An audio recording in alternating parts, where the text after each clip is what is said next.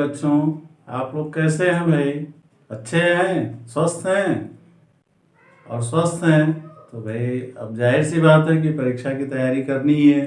तो आप लोगों को ध्यान में रखते हुए, आपके समय को ध्यान में रखते हुए कुछ हम केमिस्ट्री पर रिवीजन क्लास कर रहे हैं। रिवीजन क्लास आप समझते ही हैं, कोर्स आपका लगभग बड़ा होता है जिसमें रिवीजन वर्क करने के लिए हम मेन टॉपिक्स को, जो मुख्य बिंदु होते हैं, संग्रह करके उनको एक के बाद एक रिवाइज करते रहते हैं।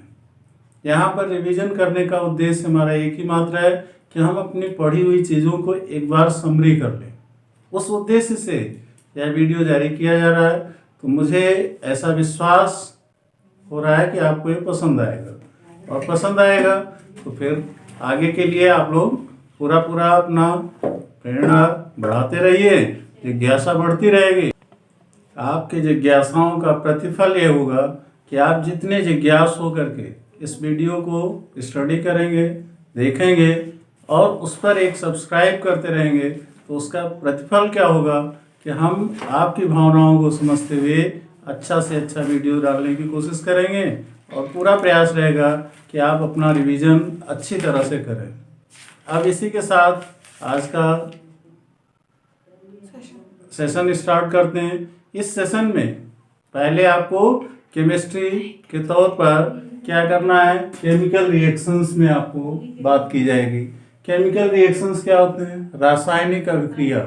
रासायनिक अभिक्रिया का मीन्स क्या है कि जिसको हम सामान्य तौर पर रासायनिक अभिक्रिया कहते हैं। यह एक प्रक्रिया होती है जिसमें वस्तुएं अपने प्रथम अवस्था से दूसरी अवस्था में परिवर्तन होती हैं, लेकिन दूसरी अवस्था से प्रथम अवस्था में परिवर्तन संभव नहीं होता। और जब ऐसा स्थिति आती है तो हम उसको केमिकल रिएक्शंस के नाम से जानते हैं। देखा आपने यहाँ केमिकल रिएक्शंस जो टॉपिक रखा गया है, उस केमिकल रिएक्शंस में टाइप्स ऑफ रिएक्शंस की बात आती है। टाइप्स ऑफ रिएक्शंस क्या होते हैं? टाइप्स ऑफ रिएक्शंस में सामान्य तौर पर हम लोग क्या करते हैं, विभिन्न तरह की रासायनिक अभिक्रियाओं का यहाँ पर अध्ययन करते हैं। विभिन्न तरह की रासायनिक अभिक्रियाओं में प्रमुख रूप से पहला अभिक्रिया आती है कॉम्बिनेशन रिएक्शन।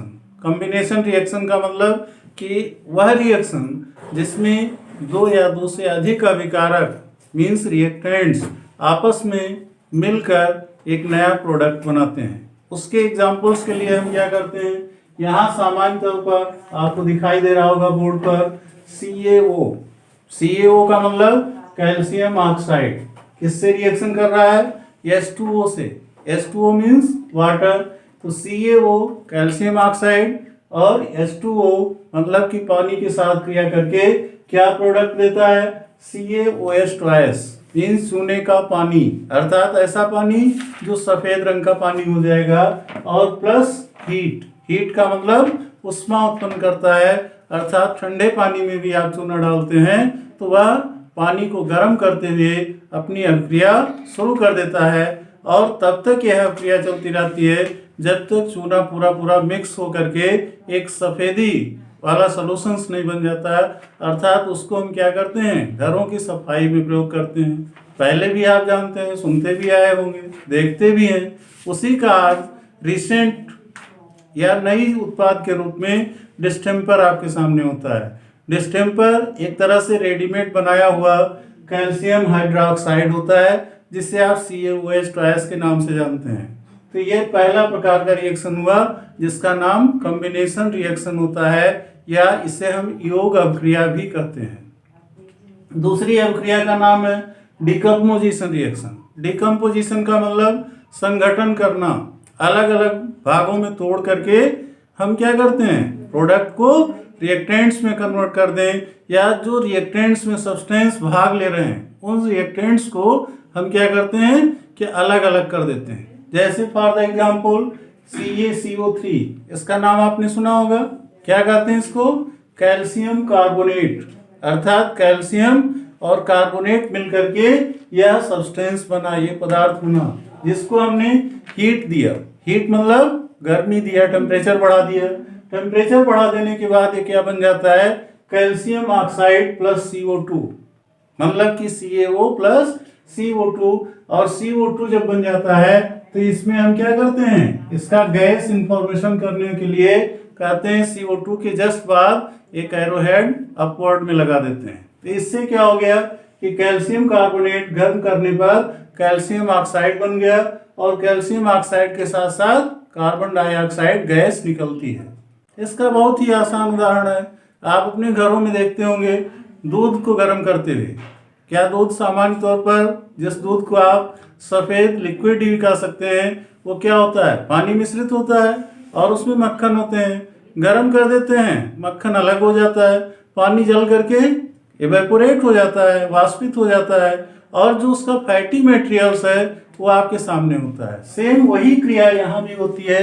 कैल्शियम कार्बोनेट को जब हम थोड़ा सा पानी लेकर के गर्म करते हैं तो ये क्या हो जाता है, कैल्शियम ऑक्साइड बन जाता है और प्लस CO2 गैस इवाल्व होने लगती है, अर्थात निकलने लगती है। और जिसके कारण ये रिएक्शंस किसका एग्जाम्पल बन जाता है, डिकम्पोजिशन रिएक्शन का। अर्थात कैल्शियम कार्बोनेट को तोड़ करके दो भागों में हमने बदल दिया और उसका नाम रखा क्या, calcium oxide plus carbon dioxide. तो कार्बन डाइऑक्साइड गैस के रूप में निकल करके एटमॉस्फेयर में चली गई, वायुमंडल में चली गई और हमारे पास प्रेजेंट क्या रह गया, कैल्शियम ऑक्साइड रह गया। इसके बाद फिर तीसरा प्रकार आता है कि रासायनिक अभिक्रिया का तीसरा प्रकार क्या है। तीसरे प्रकार में आ जाता है डिस्प्लेसमेंट रिएक्शन। डिस्प्लेसमेंट का नाम सुनते ही आपको समझ में आ गया होगा कि डिस्प्लेसमेंट का मतलब होता है स्थानांतरण, अर्थात एक स्थान से दूसरे स्थान को विस्थापित कर देना, ये डिस्प्लेसमेंट होता है। अब डिस्प्लेसमेंट रिएक्शंस क्या होता है, कैसे हम इसको एग्जांपल दे सकते हैं, तो इनका मतलब है Zn प्लस H2SO4। Zn पहला रिएक्टेंट्स जिसे आप जिंक कहते हो, H2SO4 सल्फ्यूरिक एसिड कहते हैं इसको, सल्फ्यूरिक अम्ल। और जब ये क्रिया करते हैं तो इससे क्या बन जाता है, ZnSO4 अर्थात जिंक सल्फेट बन जाता है और प्लस हाइड्रोजन गैस बाहर इवाल्व होने लगती है, अर्थात निकलने लगती है। तो यहाँ पर आपने डिस्प्लेसमेंट देखा कि पहले Zn स्वतंत्र अवस्था में था और प्रोडक्ट में क्या दिख रहा है, Zn सल्फेट के साथ है, अर्थात जिंक सल्फेट बन गया और जिंक सल्फेट बनाने के साथ साथ हाइड्रोजन गैस बाहर निकल गई। दूसरा एग्जाम्पल इसका है, जैसे इसमें डिस्प्लेसमेंट की बात हमने किया तो डिस्प्लेसमेंट आप देख रहे हैं रिएक्टेंट से प्रोडक्ट में हो और चाहे प्रोडक्ट का पार्ट्स डिस्प्लेस कर रहा हो या रिएक्टेंट्स का पार्ट डिस्प्लेस कर रहा हो। सामान्य विधि में रिएक्टेंट्स वही हाईली रिएक्टिव होते हैं, रिएक्शंस को प्रभावित करते हैं, अर्थात अभिक्रिया में जल्दी से जल्दी वो समापन की ओर बढ़ना चाहते हैं, इस नाते उनका नाम ही रिएक्टेंट्स रखा गया, अभिकारक। और इस विधि के द्वारा अभिक्रिया करने के कारण जो प्रोडक्ट बनता है वो रिप्लेसमेंट करके आपस में एक स्थान से दूसरे स्थान पर पहुंच जाते हैं और नए पदार्थ की निर्माण कर देते हैं, जिसे आप प्रोडक्ट के रूप में कहते हो। फिर इसके बाद इनका दूसरा मॉडल होता है डिस्प्लेसमेंट का, double displacement reaction. Double displacement, तो डिस्प्लेसमेंट तो आप पहले ही पढ़ चुके, विस्थापन अभिक्रिया। अब डबल शब्द जुड़ जाने का मतलब कि दो बार डिस्प्लेसमेंट हो, तो दो बार डिस्प्लेसमेंट होने का मतलब उसके लिए एग्जाम्पल द बेस्ट क्या पड़ेगा, AgNO3 अर्थात silver nitrate plus NaBr sodium bromide. और इन दोनों में रिएक्शन कराने के बाद प्रोडक्ट क्या बन रहा है आपका, AgBr। AgBr का मतलब क्या हो गया, सिल्वर ब्रोमाइड, जो प्रेसिपिटेट अवस्था में आता है। प्रेसिपिटेट अवस्था का मतलब कि एक अवशेष के रूप में अर्थात कूड़ा कचरा के रूप में नीचे बैठ जाता है, अर्थात जो एक्सपेरिमेंट आप टेस्ट ट्यूब में कर रहे हैं, परखनली जिसे आप कहते हो, उस टेस्ट ट्यूब में नीचे वाले पोर्शंस में इनके कुछ अवशेष रह जाते हैं जिसे इंग्लिश में प्रेसिपिटेट कहते हैं। और वो किस रूप में रहेगा, सिल्वर ब्रोमाइड के रूप में रहेगा प्लस NaNO3 अर्थात सोडियम नाइट्रेट रहेगा। बात समझ रहे हैं। तो इस तरह से आपने द्वितीय विस्थापन के तौर पर देखा कि द्वितीय विस्थापक अभिक्रिया क्या है, या उसको डबल डिस्प्लेसमेंट में दो बार डिस्प्लेसमेंट क्या हो रहा है कि आपने यहाँ देखा AgNO3 के साथ था, NO3 का साथ छोड़कर AgBr के साथ चला गया, और NaBr था, NaBr का साथ छोड़कर NaNO3 के साथ चला गया। तो इस तरह से डबल डिस्प्लेसमेंट रिएक्शन का एग्जाम्पल हो गया। और इसके बाद एक चौथा प्रकार होता है न्यूट्रलाइजेशन रिएक्शन। न्यूट्रलाइजेशन रिएक्शंस में आप देख रहे हो कि न्यूट्रलाइजेशन रिएक्शंस क्या होता है, न्यूट्रल कर देना। अर्थात इसमें जो रिएक्टेंट्स भाग ले रहे हैं 2NaOH प्लस H2SO4। 2NaOH का मतलब क्या हो गया, सोडियम हाइड्रोक्साइड, और प्लस H2SO4 का मतलब सल्फ्यूरिक एसिड। आपस में क्रिया करने के बाद Na2SO4 प्लस H2O बन गए। Na2SO4 का मतलब सोडियम सल्फेट और प्लस H2O वाटर के रूप में आ गया। इसमें एक प्रोसेस और छूट रहा है जिसे आप डिकम्पोजिशन रिएक्शंस के साथ जोड़ते हैं, और ये डिकम्पोजिशन रिएक्शन इसी के कारण रहस्यमय बना होता है। उसका एक भाग है जिसे आप इलेक्ट्रोलिसिस के नाम से जानते हो।